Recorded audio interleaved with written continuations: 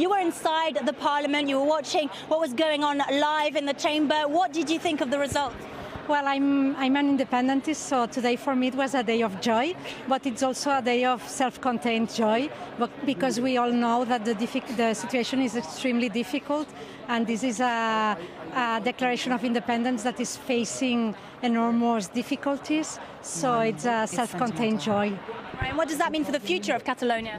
Well, for the future of Catalonia, it's a point very important. We declared independence. Now we have to make this independence effective, and that's going to be the most difficult task ahead. You yourself are an economist. Tell us what this would mean for the economy of Catalonia. We know that it's an extremely wealthy region here in Spain. Loads of banks, namely, have relocated elsewhere outside of Catalonia. What does that mean for the future of the economy? Well, they have moved their legal headquarters. They haven't relocated. I mean, the operational headquarters are still here, and the branches they have are still here. They have done that. It's several things are at the same time that explain this movement. First, there's the uncertainty about the ECB credit, the possibility of continue to have the credits from the ECB, from the European Central Bank. Also, they were receiving boycotts from Spanish consumers before doing this move. There is an intense campaign of boycotting by Spanish consumers against Catalan firms, banks, but other firms as well. So it's a campaign of threats, and it's affecting our economy, but it's also affecting Spanish economy, because when you do a boycott, you never know what are the results.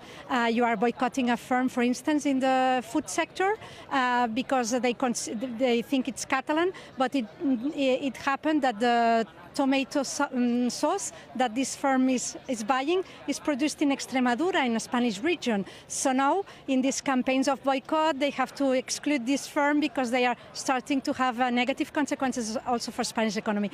This is very sad. It's very sad that the attitude of the Spanish state in front of a democratic mandate that the parliament had since 2015, and this demand of a referendum that we've been having with a democratic majority here since 2012 has been affronted by the opposition, by legal actions, by campaigns of threats, economic threats and boycotts, instead of discussing it in a mature way as the Scottish and the British did, or the Quebecois and the Canadians did in the past. So it's sad, so that makes everything extremely difficult in Catalonia, more difficult than in other independences process, but not impossible. So we'll try to go ahead with this. Mariano Rajoy, we heard him earlier at the Senate in Madrid, and he said that breaking away from Spain was very bad for the economy, that it was isolate Catalonia. When you were talking about economy, you were talking about imports, exports. What will you do if Catalonia is not recognized by the international community? Well, recognition and trade are things different, and the recognition comes from individual countries, not from the international community as a whole that does not have the power to recognize a country. It's every state that recognizes other states. This is one thing. Another thing is independence de facto, and which is more a matter of fact than a matter of right. And then there's trade, and then there's economic relationships, and all these things do not come completely together always.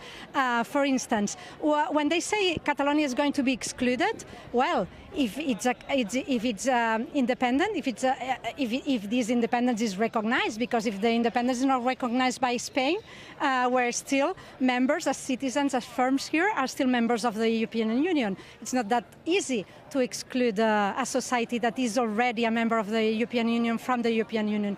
As we've seen with Brexit, things need to be negotiated, and to negotiate, first you have to recognize the other. So first step would be that the Spanish state recognizes this independence, and this doesn't seem to be the case.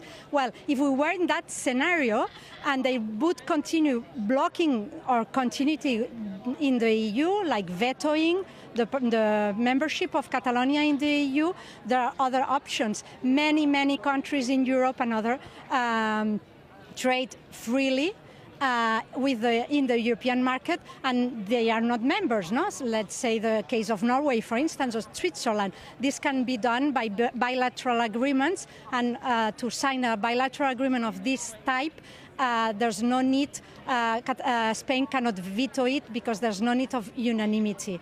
And also there's the economic interest of both parties. Catalonia imports a lot from the European Union. It imports more than it exports. What might be the interest of the Germans and the French and the Belgians that we buy them thousands of millions of euros per year to put a tariff and to make their products more expensive. All right, thank you very much. I'm afraid we haven't got any time for more, but thank you very much for that. That was great, Elisander Paluzier. Thank you very much for being with us on France 24.